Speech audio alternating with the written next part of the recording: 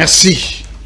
Mesdames, Messieurs, la libre opinion est donc ouverte pour sa séance du mardi 8 juillet 2025, ici dans nos installations de CML13 Télévision. Nous sommes en direct, mesdames, messieurs.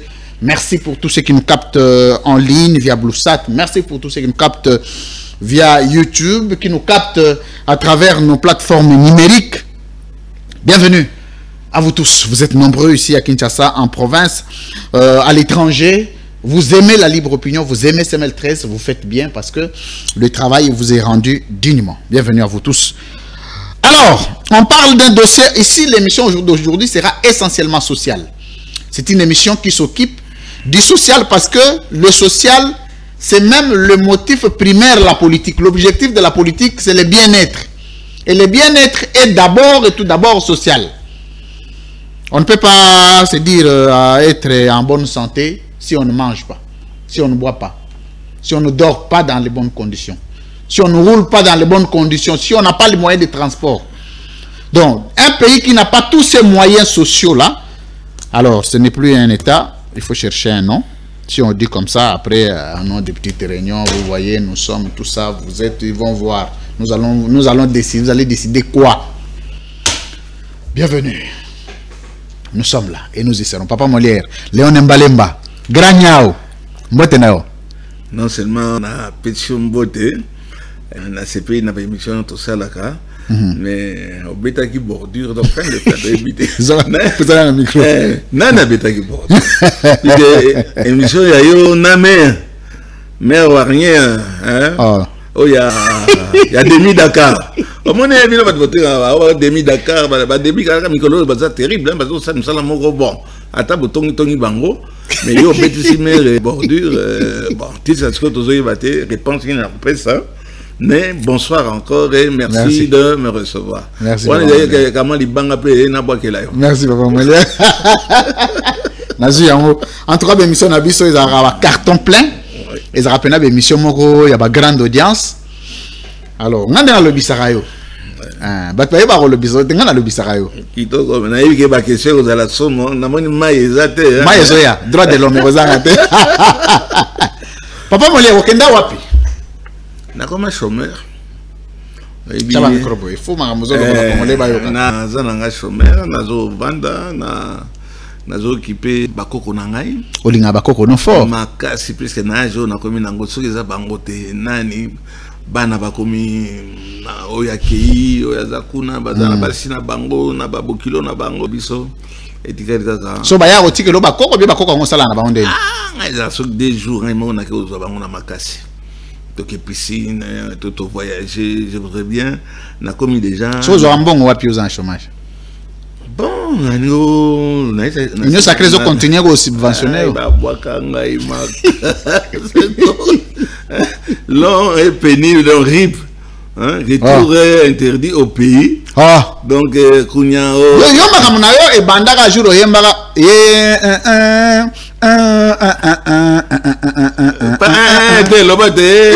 Chilombo. Basamba keba non non Chilombo ya collègue ngai to Toussaint Chilombo Send. Eza makamana omoni ba makamana. So ba ambomi mboka nini Chilombo Send tango. Tu sais un certain moment tout ça Nyokola Kibiso quand il était déjà bon il faut pousser un micro pour oui bien que Azaraki DG à RTN non il était ministre de l'information. So les lois abomi mboka na nini tu sais Chilombo azana ye na pouvoir comment il kolongola biso mais un garçon très bien on bali kitoko on bon ba toujours sur base du pouvoir donc et l'anguisaka. Papa Molière, différence ni ezali entre Félix Tshisekedi Chilombo na Toussaint Chilombo na cadre à gérer mboka. Kombo ya Chilombo. Différence zana.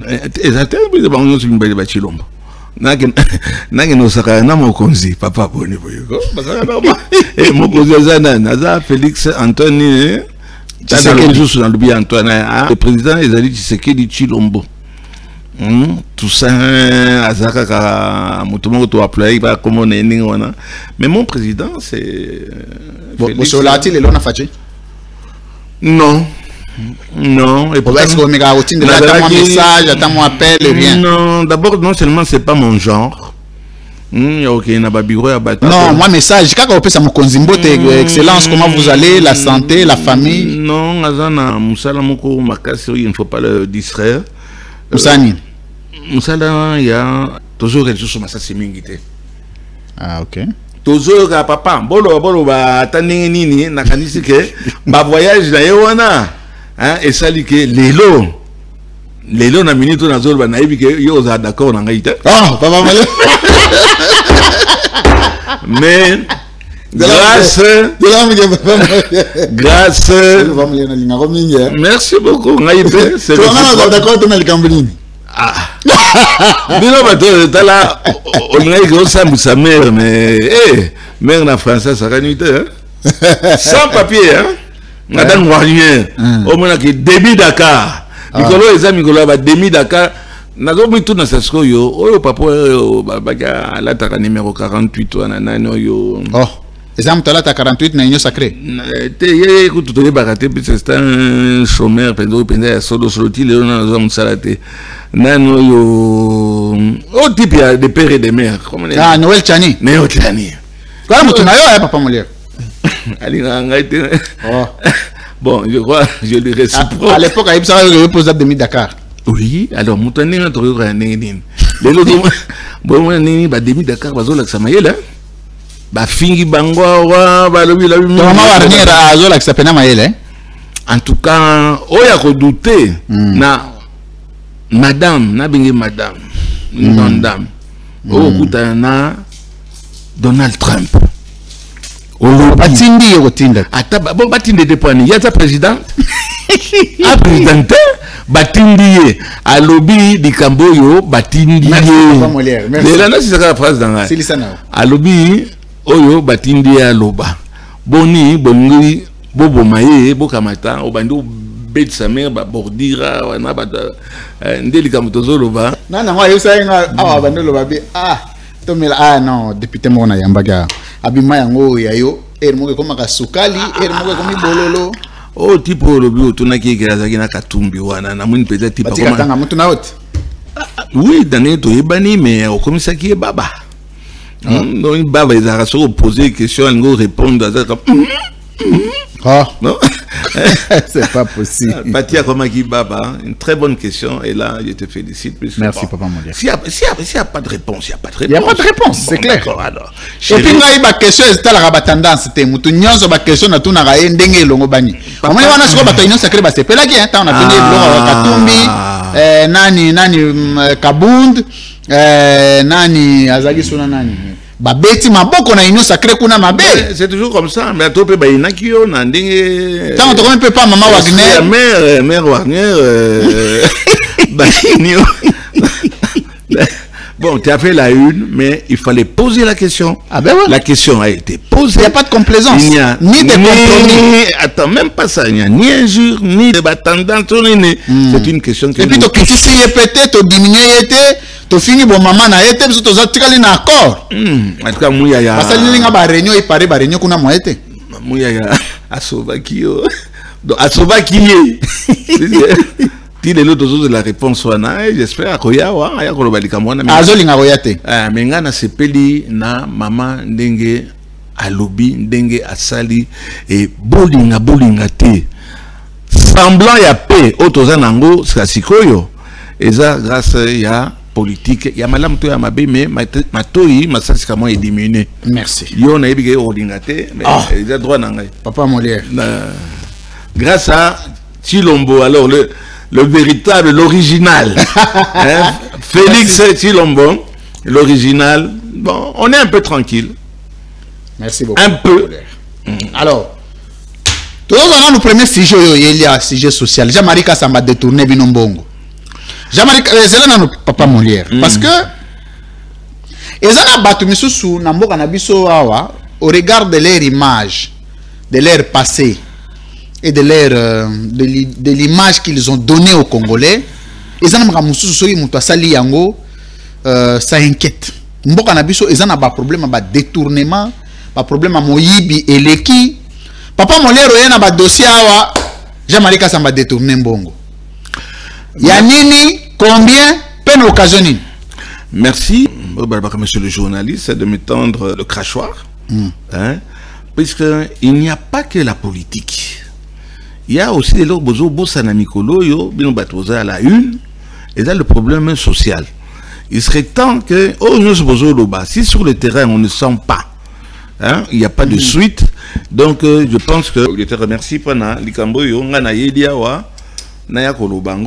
Jean-Marie Kassamba. Jean-Marie Kassamba, oyo, binonoso, boyebi. Donc, ce que nous avons ça, il faut tout télémélango. Ce qui au monde que eza makamonde à lokuta. J'espère que vous avez un courage à yawa, à yako démentir ango. Jean-Marie Kassamba, j'allais dire congolais de son état, bon, mais ça peut congolais. On a naïbi que yaza congolais, c'est un sujet français. Raison pour laquelle Oyo au Monique a posé qui candidature naïe. En tant que Telazala, président provincial ou national, comment est-ce qu'on appelle l'UNPC, oui, pour nationalité douteuse. Toi, il se permet tout, alors que Namboga la Bango Toko Sala, du Cambo Anate. Jean-Marie Kassamba a un appartement à Wanaville. Papa Molière, c'est là. Donc, Jean-Marie Kassamba est congolais. Aza congolais. Ah. Atawa nazo kosa, azo bao voilà, aza kabeya kamwanga wana so kabeya. Wana pona kosa ba couverture kaka. Mafuta mbila. Il est originaire de là-bas, il est né là-bas certainement. Quand il est venu, il a choisi sa nationalité. Sa nationalité, il est français. Oh. Bisika nyonso. Donc Jean-Marie est français. Mais comment on peut avoir été français et puis coordonner la communication d'un programme de gouvernance d'un chef de l'État? Comment Ozomona est la cohérent? Nde Ozomona esika oyoke, il n'y a pas du sérieux. Président Zolo il a mingi makambo, la justice ça ne va pas. Wana eza batumoko. Ils savent qu'ils peuvent tout faire. Il n'y a pas de problème. Merci mesdames et messieurs. Il n'y a pas de problème. Alors merci beaucoup mesdames et messieurs. Avant de prendre le vrai sujet qui concerne notre thématique d'émission d'aujourd'hui, je voudrais rappeler que Jean-Marie Kassamba est ici accusé par ses pairs d'une organisation syndicale d'un immeuble que vous connaissez, un immeuble ici à côté. Il s'agit de détournement de fonds publics, je l'avais dit, et avec des preuves. Et là, au-delà de ce détournement, Jean-Marie Kassamba est accusé de détenir d'abord le faux diplôme. C'est ce qu'on l'a toujours accusé. Nationalité d'abord, mais pour la INPC pendant les congrès, je maîtrise ce que j'ai dit. Alors, Jean-Marie Kassamba présenté les faux diplômes. Et puis, c'est non qu'il y a un vrai diplôme, Banda Kenda, Azonga Sousouté. Ça, c'est le congrès qui a été tenu en 2015 ou 2016. Après, moi, raccourci, il y a un provincial par quel moyen, on ne sait pas, mais là n'est pas le plus grand sujet du jour. Mais le sujet du jour, c'est le détournement, la nationalité de Jean-Marie Kassamba. Papa Molière, nous avons le bango na linga la penza sika. Jean-Marie Kassamba sali nini? Vous avez reproché nini? Merci beaucoup. Déjà, je viens d'apprendre encore cette histoire. Oui, il a toujours été accusé. Mais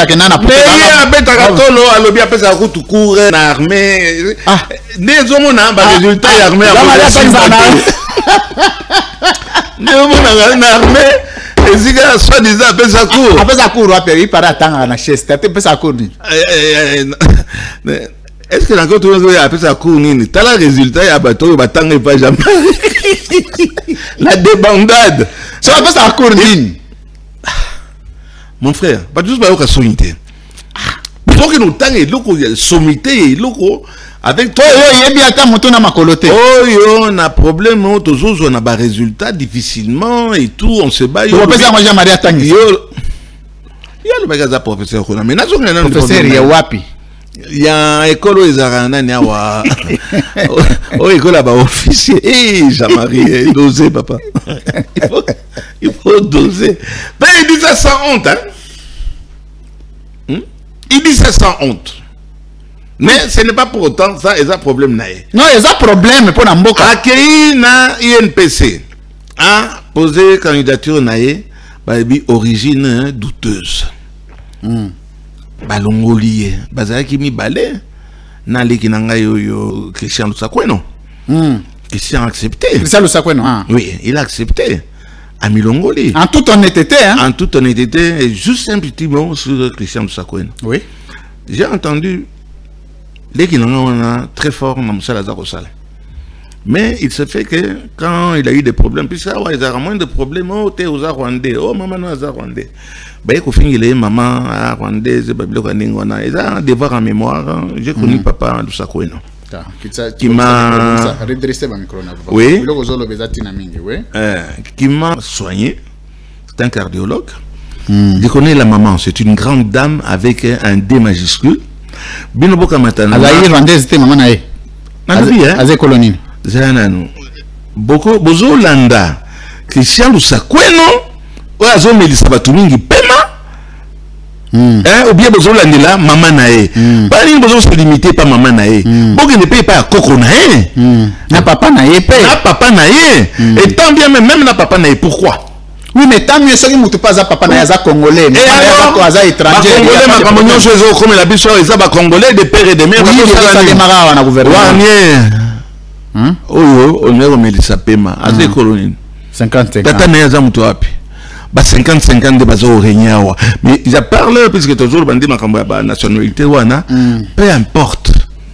Laissez la maman. Regardons les résultats que les gens rendent à la nation. Non, regardez le problème que Lusakweno a parmi les 5 journalistes. Mais il a investi au pays, il a contribué au les 5 journalistes na domaine Yabino.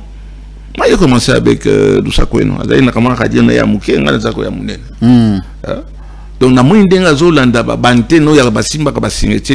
c'est lui qu'il faut attaquer. Qu'est-ce que sa pauvre mère vient de faire ça? Pourquoi ça? Et puis ça changera quoi? Kabila Zarwanda, bon, on s'en fout, regardez ce que Kabila est en train de faire. Lusakweno, talent Moussa Zarosala. Et je n'ai pas toujours été d'accord avec Lusakweno. Quand il a fait arrêter mon petit Oyo, comment il s'appelle? Patrick Lokala. Hein? Dès qu'on a monté là. J'ai attaqué Lusakweno. Et puis, Tika Likambouana. Et surtout aux étrangers. Je l'ai dit. Mais je ne vais pas m'attaquer à sa mère et à son père. Son père qui m'a soigné. Son père qui était un monsieur. Et cette vieille maman l'a fouté, lui, la paix. Maman, je présente, excuse-moi, ça n'engage que moi. Comment on peut te citer? Je présente mes excuses à toutes les mamans. Aza vivante. Aza vivante. Nakimo bagné ne wana bokamata bokende ko manqué. Maman, oh il y a Jean-Marie Kassamba. Hein? Maman Nazara. Na évité puisque bato mususu to ibesika ba utate mais azana maman abotama na nzete non nous devons respecter les mamans. Oui. Nous devons respecter les mamans même si j'ai des problèmes avec Kassamba. Kassamba. Et puis il y a place de Kassamba utate yemo lo bagwa utaka. Yemo ko tuso kino. Ah non, Kabila Baza bato mususu oto. Mais Joseph Kabila zalaka oh non ya azalu mulubakat. Joseph Kabila mingi batuna bango batumi batuna balibi mais baninga na yo bokola ko bobeta kabale etc. Non, ça dit que Joseph Kabila natanga Joseph Kabila Jean-Marie Kassamba bandolo bagaya aza mulubakat. Jean-Marie Kassamba mulubakat. Moto yo asali témoignage ya Joseph Kabila. Mais c'est Jean-Marie Kassamba. Non mais Jean-Marie a commis mutakabya kama ndeni parce que natanga kalandolo baza mulubakat. Après a commis mutakabya kama ndeni. Pour Nanga, excuse-moi, si c'est un terme, c'est un perturbateur. Il y a des gens comme ça, peut-être, une émission, l'honorable. Yanga, il a trouvé Eliezer Tambwe, moi, au bando boko la tando mona bino ko landa na butu mo yo mso babola oh na Eliezer Tambwe ça le swing. oyebi mwana yo bota okoli na e mais mwana yo ke adopté na orphelinat oyebi esika auti te omoni kaka ye wana pa balibi kamata akoyi mwana yo azaki mwana ngai mais likambo mwana mobali wana asali ngai makambo mosusu ya kovanda o no na mipese pa nzambe akopunir boto non azalaki mwana ngai mwana na César mwana oyo mwana asali ngai mais problème eza te na tina moko te yo kobanga mwana na likambo nini donc on revient à Jean-Marie Kassamba. Jean-Marie Kassamba a un appartement à la ville, l'appartement on a tout a commis président syndic. Président syndic, puisqu'on a cru le rôle avant d'Akawana, donc à s'occuper d'un appartement on a malam. Depuis que Jean-Marie Kassamba a commis président syndic, ça fait 12 ans. 12 ans, réunion ils à la caté, bilan ils à la caté, et le remorque ils à la caté. Voilà qu'il s'est fait président, il y a syndic. Comment il s'est fait président syndic? Il faut élection Moutouba, Bakamata, voter yo. En tant que président syndic. Mais bon, il va faire quelque chose de bien. 12 ans, sans réunion, sans rien du tout. Akamati Akekosala, ah oui, c'est tribunal, mais il faut quand même tout remettre un peu du Cambo, Nakatia, contexte. Akekosali, ça. Faux assemblée générale. Assemblée générale, pas propriétaire. Et Bokomona, la région le Bango, et je t'explique d'abord et puis je te le donne.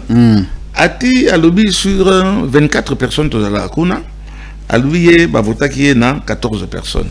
Dans 14 personnes, à Kamati. Monsieur Meda, Maître Meda, d'un côté comme on a été, a signé par PO. Monsieur Mohamed Akinde dans Liban a signé PO. Madame Lisa, Madame Lisa Wana. Lisa Nembalemba. Tu as habité mais tout le temps Lisa Azalaki Wana Azalaki te. Batangi Monsieur Junior. Nembalemba. Tu as habité Azalaki te. Tu as kamata Madame Muganga Azalaki te. Tu as kamata Maître Mouyaya. Eh bah Mouyaya Bikolo. Ah, Maître Mouyaya. Étienne Mouyaya. PO Azalaki te. Maître Guy Mafuta. PO Azalaki te. Maître Savon et Sabin Kabongo. Ouana, c'est un cas. Puisque à Siejaka, tu es ici à Outate. Et là, le rôle à bateau, ba député, on a goûté au Baka, et c'est une Baoutate. Belizer. Voilà, on a évité. Oh, bateau, Jésus est vous le Fils de Dieu. C'est vous qui l'avez dit. Ah, ouais, c'est toi qui l'as dit. Voilà 4 personnes, il va confectionner PV, il y a assemblée, il y a Lokuta, on a une liste de présence. Et puis, Papa Molière, visiblement, on a dit vers Wana, des bâtiments sur donc sur le plan d'authentification de documents, et ça, Lokuta. Et on a le droit Moutoumoko à signer. Ouais. On a des écritures à Moutoumoko à changer la signature. Mais c'est pas grave. Total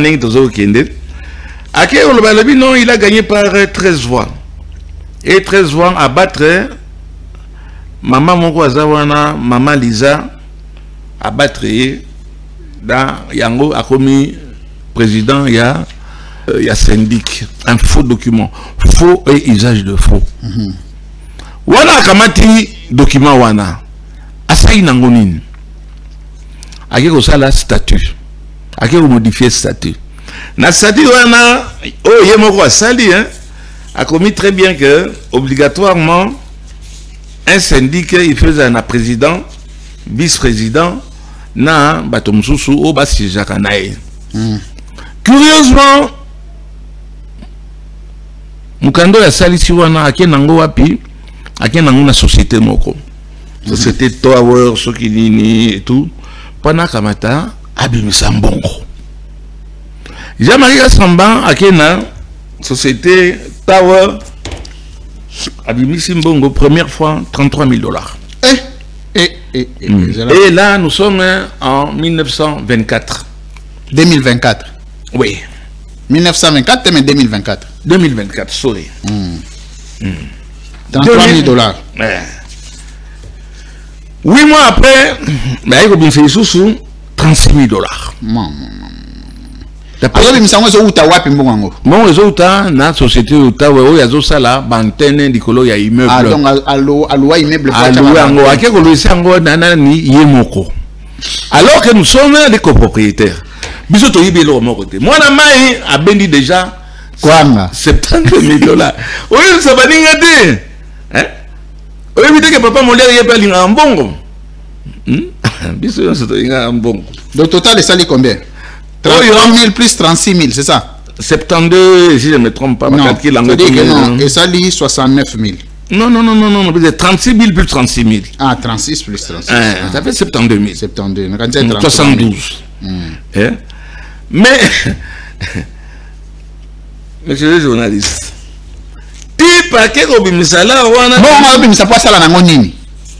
N'eto koyeba ezaya syndic. Ba pesi pas na syndic. Ake Obimsa bon wana yena nani? Yé d'abord en tant que Congolais. Là, ça n'a carte d'électeur. En tant que Congolais, à ça il faut et usage de faux parce qu'il n'est pas Congolais. Oh, bien sûr. Mais puis quand t'as mon lili. Bah tout le monde a mis non bon c'est pas oui pas le moi c'est la même si bon ça c'est quoi yo ba ko bi sambon il faut ça un témoin témoin c'est un biso ba copropriétaire oui c'est secrétaire il faut ça là trésorier il faut ça là amemi na wana e o ba lo na ba tété là amemi copé donc amemi copine na zela papa mon zela mke donc pour na ko yebimisa mbongo wa syndic ya bato nyonso oya biso ba copropriétaire azu comme témoin copine na ye copain au féminin copain na ye adoi copain na ça ça m'a bête hein oui tu peux être copain na monter ngolo batika ka c'est un problème de sexe ou bien quoi mais copine na ye copine na moi ça la ranine bon ça ni pas il pas appeler na mon candidat qui est secrétaire qui est secrétaire maman wana comme on est maman Sandrine tout le bagaka Sandrine nani komba pe la wana zela Sandrine non likambote ele kaka société wana comme nango un fraco lui pas topé ça bino là il faut y en a mutu il y a une copine il y a une copain et pas battre là c'est copain il y a une comprendre besoin mona na photo na mais business vous allez to accompagner na honte OK na mbongo wana sasko OK nango wapi butamuntu akamati akotiango na compte nae na copine nae ye seul signataire ye moko azo signer bongo ekomi yae na copine nae mais 2 ans sasko yo aussi 72 000 dollars sans compter Bambonga Papano, il est arrivé, il a à peu près 80 000 dollars. Il doit justifier. 80 000. Immeuble Ezakopola. 12 ans de gestion. Si on a une image, image Ezakopola. Papa wana amona nakate. Ok, nasima, il y a immeuble. Tala ba préservatif, ba capote. Au pluriel, ma pote, comme excuse, mais il n'y a pas d'autre nom. Il y a préservatif, je n'injurie personne en disant capote. Mais nous vivons là-bas avec femmes et enfants et petits-enfants. 12 ans. Papa Bima à l'Ingité. Papa créé l'assemblée à élection à l'Ingité. Na mi nake ko funda yo. Nake wapi nake na tribunal. Na fundié. Au moni bakamati ba condamné ezali awa d'abord société wana batika kosala et monsieur Jean-Marie Kassamba ba obligé ye akamata asala ba élection où il y a président il y a assemblée aboui asali angoté. OK d'accord problème ezate trolembate naki disusu na tribunal. On est na pénal, ba condamné. Et ba condamné na date ya francs, je peux donner ça. le 19 mars 2024. Ça là, élection. Binopi badozo pe sambongo bo stopper. Pe bagotangi la bino président oyo ya nangolo ba assemblée.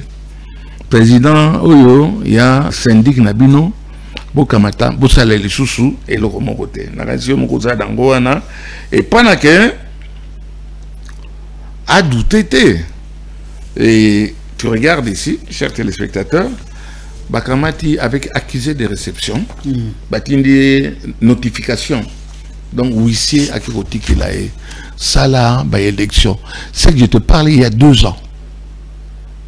À l'unité, à Zopik le Kaka. Nambon Wabatu. Baso Kabolaye na copé. Parce que l'Assemblée, ils ont 24 copropriétaires. Na monnaie simbité. C'est na chete na bando kenepe na banka mususu. Na ke refonder les sous. C'est-à-dire na ke na pénal. Na ke pas procureur général. Procureur général akamati a eu plainte nanga, ba convoqué ngai, na confirmé plainte ngai et comme il a l'air que ba kamata ba benga kasamba. Aya peut se défendre. Parce que na accusé na likambonine. Origine naïe. Il n'est pas congolais. Il a fait un faux usage de faux. 2, il a falsifié sa nomination en tant que président. Il y a copropriétaire. Donc, assemblée à copropriétaire. Il a falsifié ça avec un faux document. 3, il a détourné. Au Moni, Constant Moutamba. Au Balandelier. Même intention, il n'y a pas de infraction.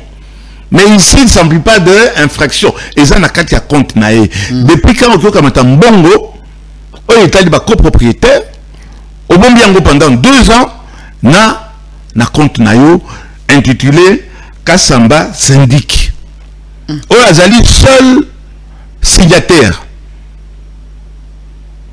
Na qui au fond les sous. Ba convoqué, n'aller à confrontation. Amati. Oh. Amati, c'est-à-dire? Ça soit à quel Amati, c'est-à-dire? À quel wapi? À quel. Et pas y a procureur sur une cassation des citoyens acquis. Et pas y a procureur général à qui Amati du sous. Bon, ça va me revenir, ça va me na mesanate. Kuna basalinine. Babengi dossier. Babengi dossier en communication. En communication. Donc, bah, bloqué. Après, la magistrat. Akamati, bah, botoli, magistrat, bah, botoli dossier. Et Kamati, et qui est sur une cassation. Je vais vous donner ce qu'il Kuna Bakanti, bah, bendi dossier. Au moment où nous parlons, nous sommes bloqués. Il a toujours l'argent. Il ne fait rien avec cet argent. Et tant bien même, il lui fallu, nous musiciens espérés, abandon l'obstingat français, Kamata Mbongo continuer, comme ça là, bah travaux. Si c'est un problème, il y a M. Nembalemba, l'honorable. Ça ne concerne en rien, bateau, Moussou Bazalina, Bateau continuer, la victime, il y a un problème privé. Dans la saleté, bâtiment est commis à Kala, il faut rénover.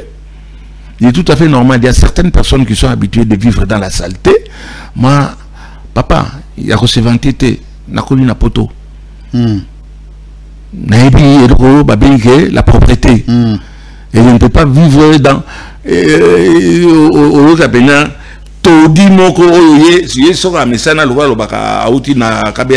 ça, c'est son problème.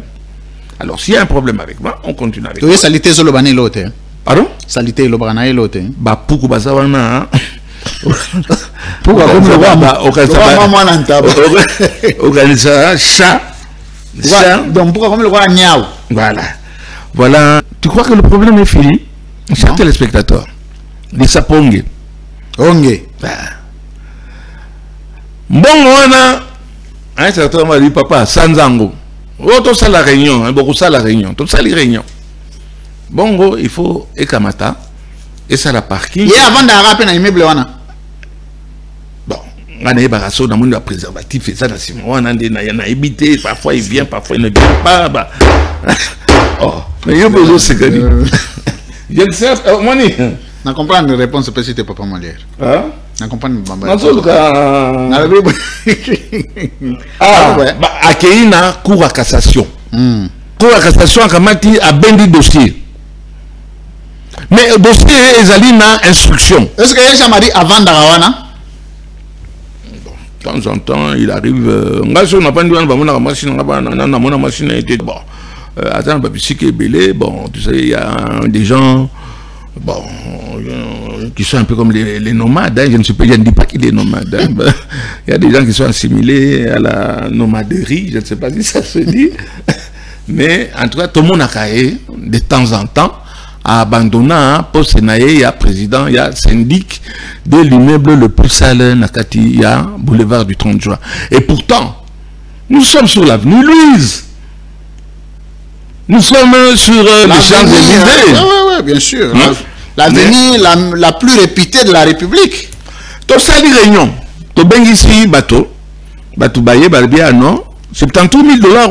Tu as mon angoté. Tu as mon ressuscité. Une preuve que ça existe. À peu près $80 000.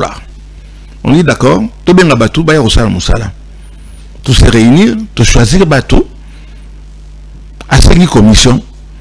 Il faut rétrocession, bah, ça y est, 20%. Yanni. Yanni, dans ça la cop. Pendant yende azana mbongwana. So bo pesi yango te. Rétrocommission. Rétrocommission. So bo pesi yango pété pe na kobimisa mbongwana te. Mbongo komi ya tata na ina ya mama na ye. Oh. Na lobi yango bien. Ati yango gigangi yango pendeza la rapenza. Mbongo batebele. Ah ovuka le ganyao. Ganyao. Aussi style la manzara PC hein. Donc on voit le tigre avec un dentier. Akamati. Ah, bon, ça va. On a repris ça mbongo. Mais il faut passer là-bas. Mais il faut te contrôler. Batouana. Type à poudrer. Oh. À quel poteau, à quel nambongo. Bagang bazali. Bagang bazali. Type à poudrer nambongo, cher ami. Na combien il y a beaucoup de gens mais tu as en tant que qui, aux président syndic. Réunion, tu as qui, les réunions, il y a ma père, tu choisir, il faut ça là, tu décider, nous avons discuté sur les prix, donc il fallait exécuter. On a Kimi, il faut se réunir. Commission, on est à 5 personnes, 4 personnes, Papa Molière. Si tu peux, salam salawana. Bota la binomo cher téléspectateur, ndenge. Toi, tu fais une image comme ça, Talandeni les alaki, talam salandini na salim.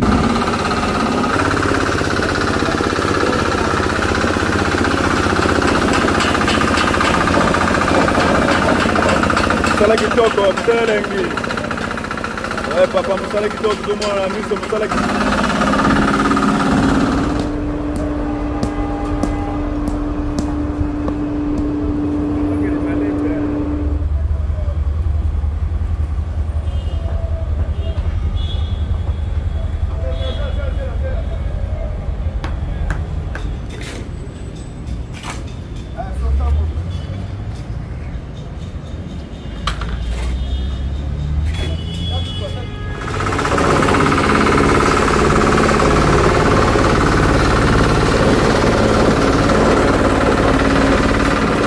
Même pas Congo futur bazar en face à bazar na parking à Ningonate.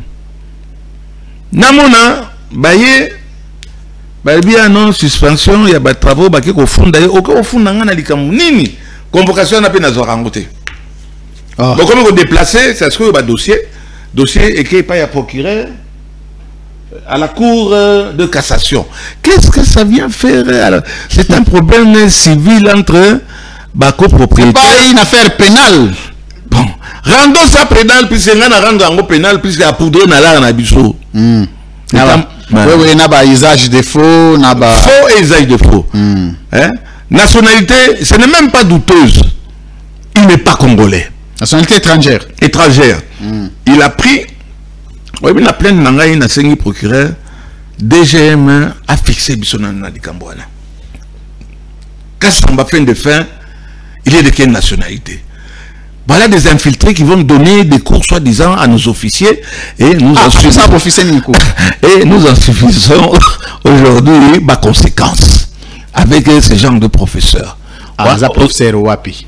Il est professeur, professeur Yawapi. Professeur T. Chez le Bougnoul, chez nous on accepte tout. À bon mentir, hein, qui vient de loin. Bateau. Toyibi sikani no banda kité mais osana ane osande na feu Martin Kanga banda kotenga na izipa kona était en quelle qualité, assistant, chef de travaux, je sais pas. Et Kanga a épousé ma nièce, donc ma fille. Moïse Kanga. Elle a épousé ma fille. Non, wana soko ezaki Martin Kanga onyangunga kolo izipa. Non. Et Kanga le politicien, le conseiller de Kabila. Ah, yo zolo bela Moïse Kanga. C'est lui qui gérait Télé 50. Donc, Naebi, Nini Télé 50, et Zalaka. Wana, journaliste, bakamati basalié, grève, et puis, il y a biloko na yo, ya umara baninga na bambongo, et bandaka là. Na yenga ine na kamati, na bouger à gauche, à droite, ba petit bandimi, bandimi basala. Jean-Marie, Naïb Sageka Katala papa. Si ça m'a créé, comment est-ce qu'on dit ça là, élection, il y a beaucoup de propriétaires. Tu peux même te représenter. Si ton travail était bon, ben on va te renommer, mais tu ne peux pas rester 12 ans. Et comme une poubelle, tu ne peux pas vivre dans une poubelle pour bétérie. Ce qu'on va commencer à inventer des noms. Voilà un peu. Merci. Mais on a militaire. Oui, mais c'est ce qu'on va copropriétaire. Et bon, est-ce qu'il y a un politicien qui est quand même élevé en fonction de la cohabitation? Ma cas, c'est plus que la plupart au monde est comme une discrétion. Dans le bureau, naza na ba ministre, naza ministre moko. Naza na ba procureur, c'est mi balo misato. Et si kawana ezali convoité puisque eza au monde ba tobakeni na Belgique donc avenue Louise. Na France tozali na ceux qui ba la Champs-Élysées. Batoizo de la biso mais et comme na sonyo lo baké j'habite batete là. Là na matumoli na ya ko peka ka kombo ya école na ngai. Oh. Ya batete là. Et c'est batete bazaka ninga on a tête. Ah. Batete là bazaka propre. On a même balo sonné to dia ka bani je regrette beaucoup. Et to ibo kabola so to zo dia lo so mo ba dio so comme ça ka ma ba mbomezo ko ya et ça le ko là yé moluba. Non, so a dit fufu na ye amela kango bala moko alors aucun na caisse ya ba propriétaire otuna yé lo moko voilà ko intimider c'est ce qu'on bat parce que c'était une personnalité il a PPRD et il est toujours dans le PPRD papa malher zelamke le lo ko buka na kompuka pa unanga mais pour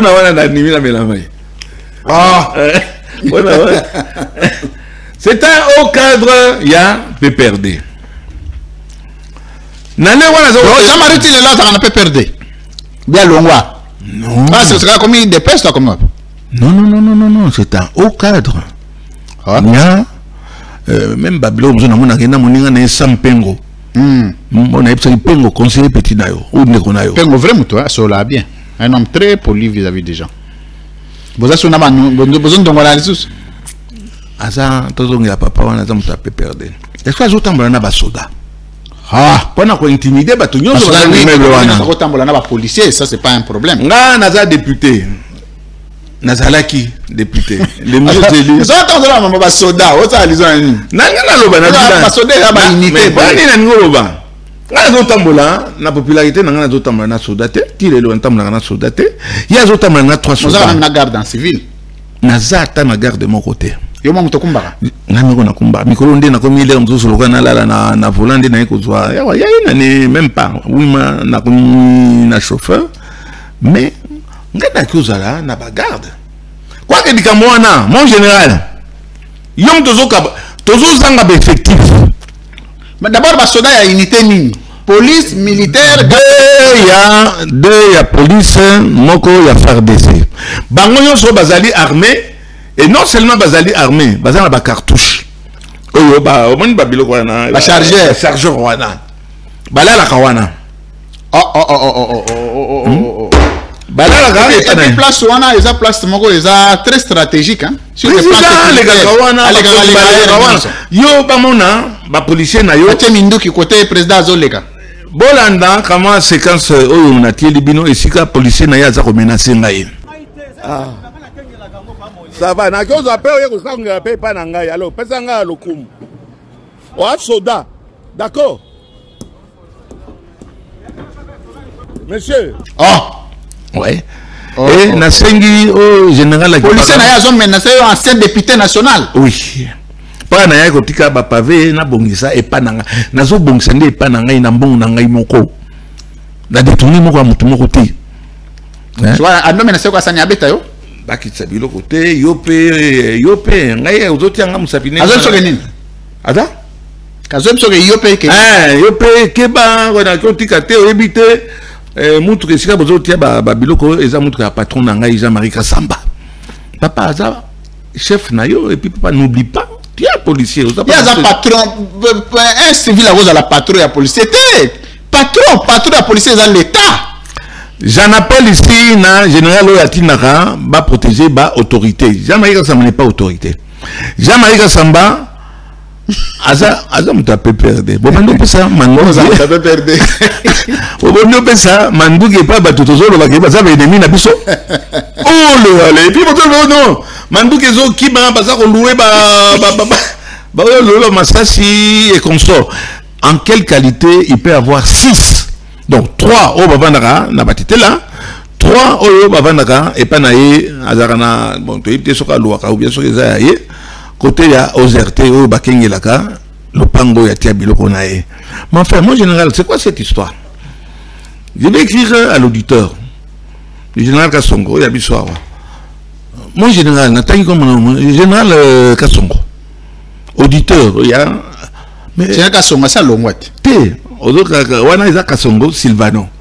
Oya keneki na Kisangani Autozonga. Azongi so na Kishasa. Mbappé c'est poste mususu na. Na Kishasa. Na Kishasa. Ya formation. Encore réel nga Kishasa. Après akoma so na ville Kishasa yeto linge so testing. Ba yo boma ekuna. Ayeko ki. Non yebi ke déjeuner ozo déjeuner na manioc na nguba. Wana iza garage. On a eu pandi passe. Azongeli mapa général Kasongo Silvana ayi pada kokonda libumo diminué. Mon général avec tous les respects je suis content de votre retour puisque c'est un homme du terrain. Kasongo homme du terrain. Ya zongi beli bume comme plat et ben et ngozonga ko banga te na déjeuner ba daka maniok na nguba te ko maniok wana et puis na mai bon c'est bio et ça bio mais papa molé ça se fait alors je suis vraiment c'est ça on a toka bona parce que c'était les seuls sujets que nous avions na c'est ça c'est quoi la cerise sur le gâteau. La cerise sur le gâteau, n'a bengi président ya UNPC. Pendant que na se plaindre, na Mukambinaye président provincial de l'UNPC. Président Aïbsina Bitalam, papa Molière, je voudrais bien que na yo kayo, mais awa akoma ressource na bivoté. Mais yo comme il a quand même na plainte na yo tokotala na côté juridique il y a UNPC makambozo loba na bazisman wono zoloba tokotala ngo. Mais cher ami yo okamati la cerise sur le gâteau comme je me répète mais il découvrir Jean-Marie Kasamba wapi awa na boulevard omoni immeuble Sabena Sabena alors le président conseiller il y a beaucoup propriétaire là papa mon donc il y a beaucoup de président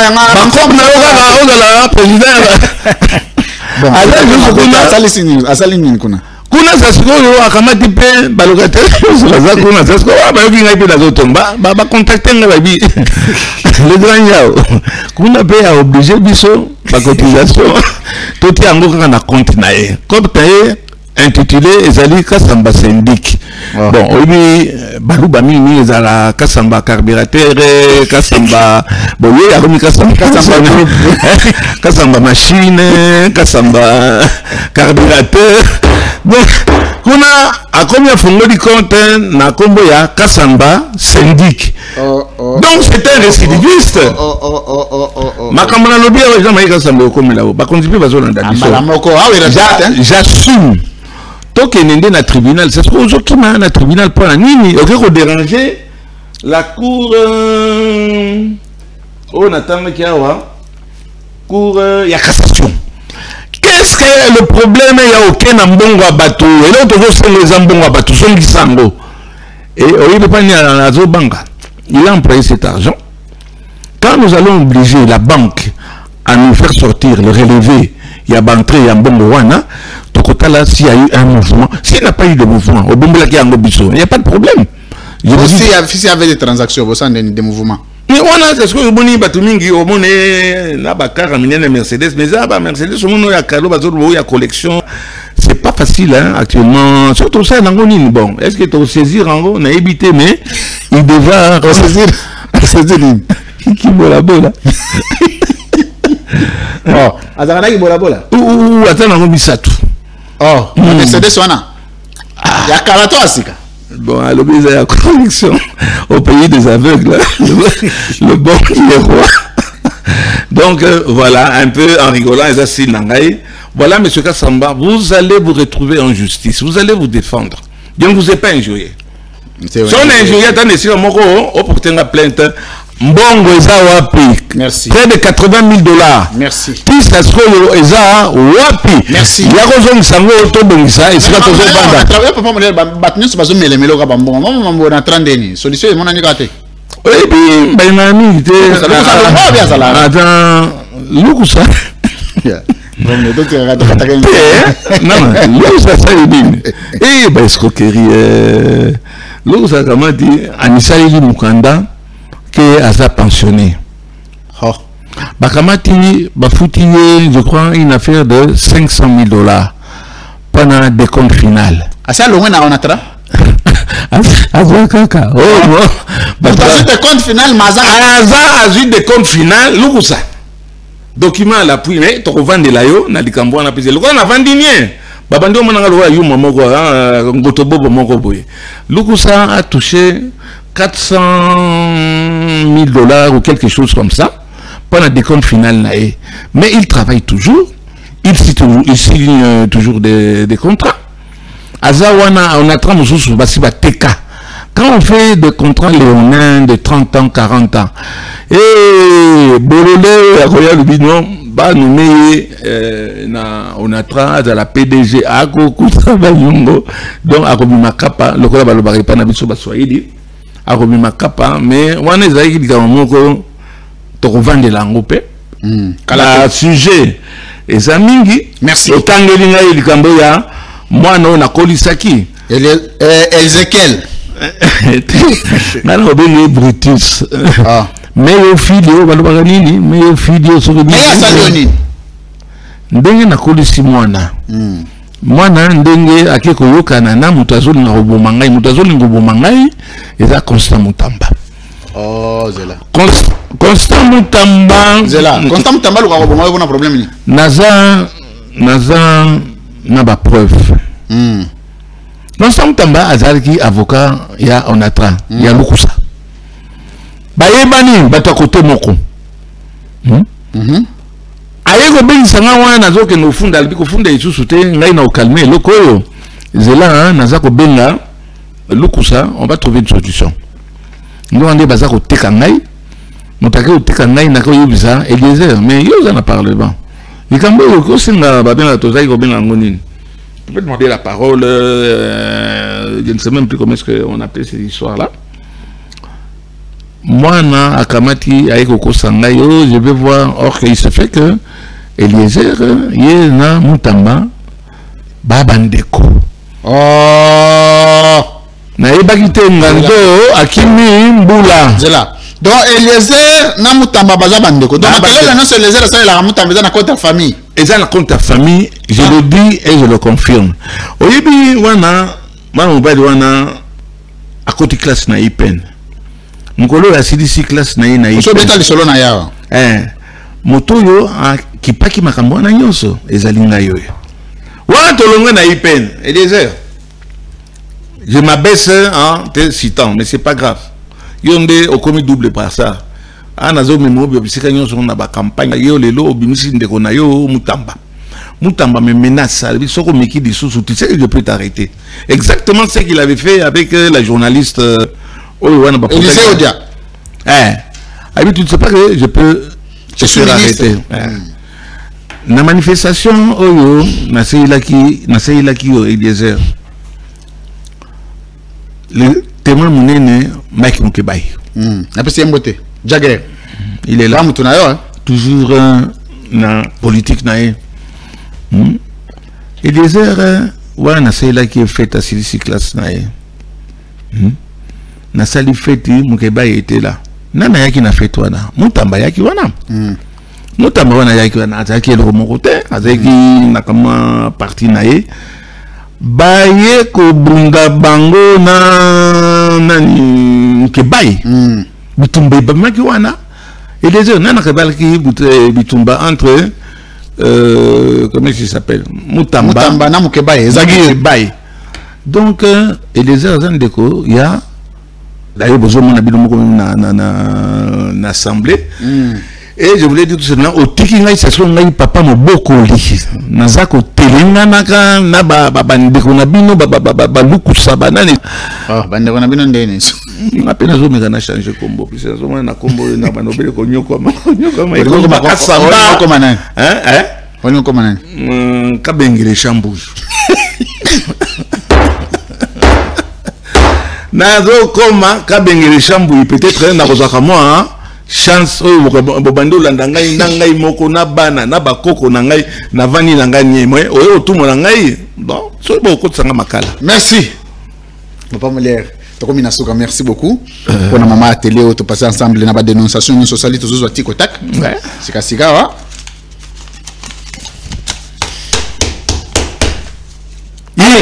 Inda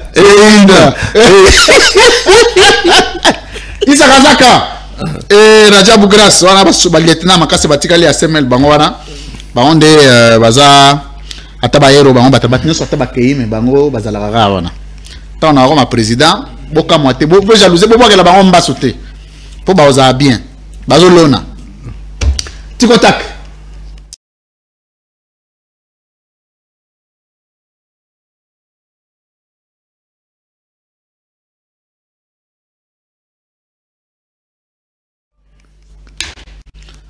Monsieur Léon Nembaleba, face à la caméra. Vrai fois tu le que na combo na yo na ba problème nyonso zo mona bazo monela yo. Pour trouver ma solution na il faut changer combo oko na kabengele chambui. Inda. Bobenga kabengele chambui. Merci. Motivation aux combo wana ya nini?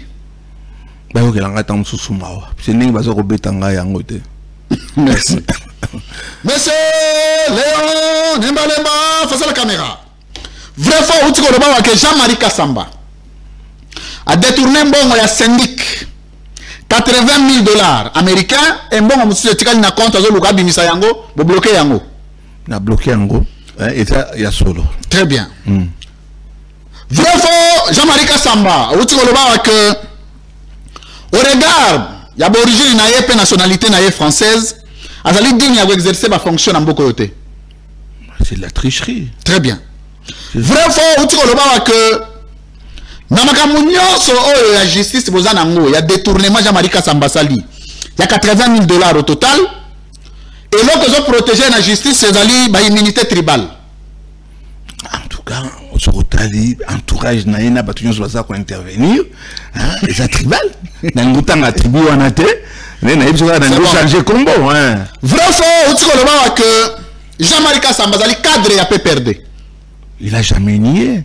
Très bien. Il y est et il reste. Et il a des armes, il a des policiers pour ça.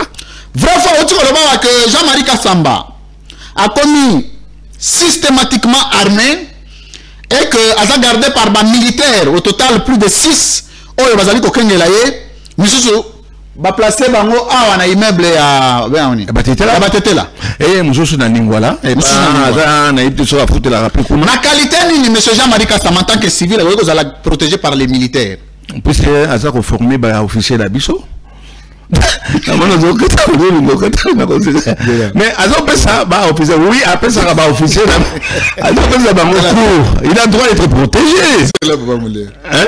La qualité nini, Jean-Marie professeur de l'armée. Professeur de l'armée. Vraiment, Namoka Nambiso, Oezali aussi ultra insécurisé. Oezali n'a pas problème belé, il y a sécurité à Mboka Nabiso.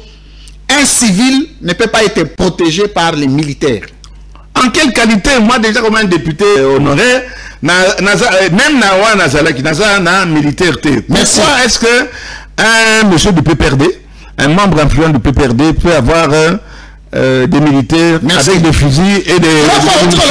Jean-Marie Kassamba est un imposteur. Les documents sont faux et Azali Makasi n'a usage des faux. Je le confirme tout simplement puisque Akeko s'est présenté en tant que Congolais alors qu'il n'est pas Congolais. Qui vient prouver ici qu'il est Congolais. Merci. Vrai faux, au regard il y a des détournements. Il y a 80 000 $ américains. Jean-Marie Kassamba Zali malhonnête. Pas seulement malhonnête. Hein? Très bien. Vrai faux, que à part détournement ou à Sali, na immeuble Batetela, et ça na immeuble Moussou Peo et Zali na Sabena. Na Sabena, Jean-Marie Kassamba détourné son bongo kuna. Na l'hôpital détourné un bongo, na compte na yemoko personnel bongo ya cotisation à syndic et qui ndekena na poche na compte na yemoko. Est-ce que Mouto Azali Mukambia ba journaliste province au niveau provincial, il y a vu la Kinshasa à quoi ils ont versé na ba comportement le rôle. J'ai appelé le président de l'UNPC.